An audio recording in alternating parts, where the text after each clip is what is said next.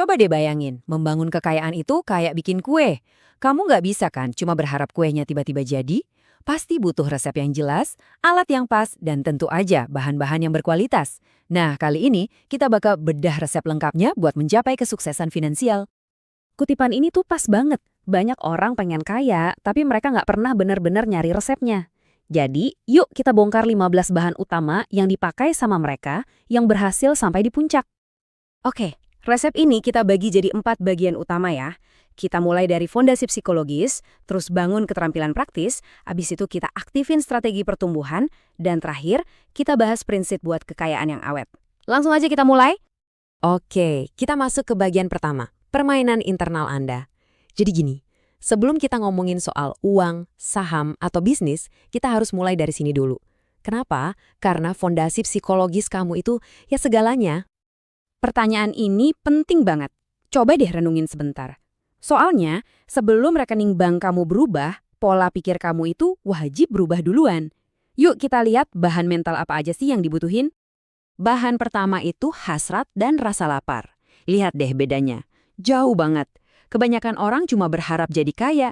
Tapi yang benar-benar berhasil adalah mereka yang punya dorongan kuat, yang udah nggak tahan lagi hidup miskin.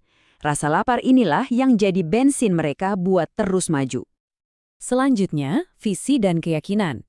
Kekuatan dari visi yang kita tulis itu beneran nyata, bukan main-main. Orang yang nulis tujuannya secara spesifik, kemungkinannya 42% lebih besar buat berhasil. Kok bisa? Ini bukan sulap. Menulis tujuan itu bikin semuanya jadi konkret dan ngasih kita peta jalan yang jelas. Visi ngasih arah, keyakinan ngasih tenaga buat terus jalan. Terus ada yang namanya kegigihan atau grit. Ini bukan soal kerja keras selama seminggu doang ya. Ini soal daya tahan. Kemampuan buat terus maju pas semua udah mulai ngebosenin, pas kemajuannya lambat, dan pas nggak ada satu orang pun yang nyemangatin. Ini tuh kayak komitmen dari dalam diri sendiri buat nggak nyerah. Titik. Nah, bahan terakhir di bagian ini adalah pola pikir bertumbuh. Ini keyakinan mendasar kalau kamu itu bisa jadi lebih baik. Kamu bisa belajar skill baru. Buat orang yang punya pola pikir ini, gagal itu bukan akhir dari segalanya. Tapi cuma data baru buat dipelajarin. Mereka terus belajar, numpuk skill, dan akhirnya bisa ngelewatin batasan mereka sendiri. Oke, fondasi mental udah kuat, sekarang waktunya kita isi kotak perkakas kita nih. Bagian kedua ini soal keterampilan esensial. Kemampuan praktis buat ngubah ide jadi sesuatu yang bernilai di dunia nyata. Kita mulai dengan karisma dan kefasihan berbicara.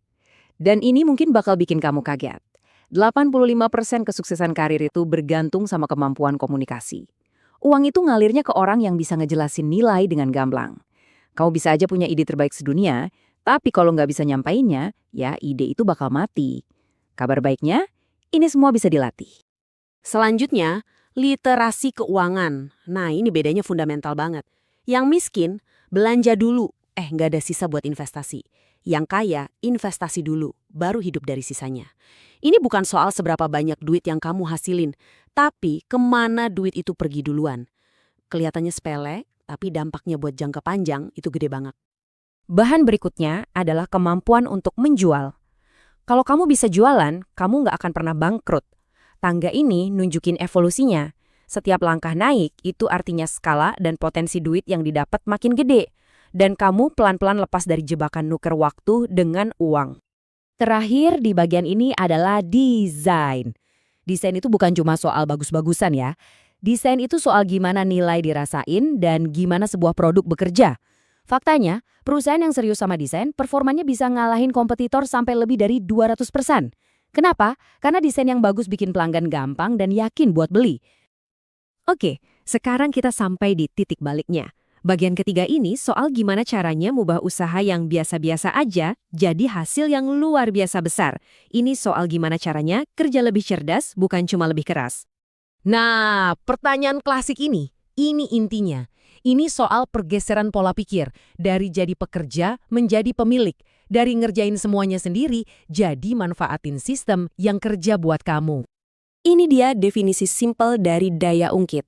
Ini adalah cara buat memperbesar dampak dari setiap tindakan yang kamu lakuin.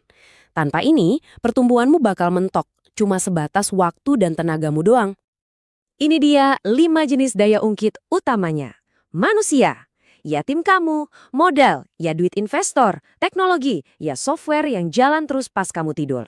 Media, ya konten yang bisa nyampe ke jutaan orang. Dan pengaruh, ya koneksi yang bisa buka pintu. Makin banyak jenis daya ungkit yang kamu gabungin, makin meledak pertumbuhanmu. Nah, ini poin yang krusial banget soal distribusi. Kamu bisa aja punya ide paling brilian sedunia, tapi kalau cuma kamu yang tahu, ya percuma. Distribusi itu caranya gimana kamu bisa masang idemu di setiap rumah. Tanpa sistem buat menjangkau orang, produk terbaik sekalipun bakal gagal. Dan yang terakhir, jaringan dan mentorship. Sekitar 70% peluang terbaik itu datangnya dari koneksi loh. Jaringan kamu itu pengungkit kesempatan. Mentor bisa hemat waktu kamu bertahun-tahun karena dia nunjukin jalan pintasnya. Gampangnya gini, kalau kamu gaulnya sama orang sukses, kesuksesan itu jadi kelihatan normal dan bisa dicapai. Kita udah sampai di bagian terakhir nih. Setelah bangun fondasi, udah bisa nge-scale up, gimana cara mempertahankannya. Bagian ini adalah tentang prinsip-prinsip untuk kesuksesan jangka panjang yang berkelanjutan. Coba deh kita lihat kekuatan waktu. Timeline ini gila banget kan? Ini nunjukin kekuatan bunga majemuk yang gak bisa dihentikan. Waktu itu ibaratnya kode curang buat ngebangun kekayaan. Semakin awal kamu mulai, semakin sedikit kejeniusan yang kamu butuhin. Kuncinya cuma satu, tetap di dalam permainan. Kutipan ini ngejelasin semuanya dengan pas banget soal pentingnya kesabaran dan pemikiran jangka panjang. Perbedaan cara mandang waktu inilah yang sering jadi pemisah. Kekayaan sejati itu dibangun dengan visi puluhan tahun ke depan, bukan keuntungan kilat. Oke, sebagai penutup, kita bahas soal keberuntungan. Ini bukan sesuatu yang pasif. Keberuntungan itu bisa diciptain. Gimana caranya? Ya dengan terus mencoba, terus belajar, dan terus nunjukin diri. Kamu memperluas permukaan di mana petir keberuntungan bisa nyamber. Kamu nggak akan pernah menang lotre kalau nggak pernah beli tiketnya kan? Jadi, resepnya udah lengkap nih di tangan kamu. Dari pola pikir sampai strategi jangka panjang. Sekarang pertanyaannya bukan lagi gimana caranya, tapi langkah apa yang bakal kamu ambil. Dari ke-15 bahan ini, mana yang mau kamu tambahin ke hidup kamu? Mulai hari ini. Mulai dari sana deh.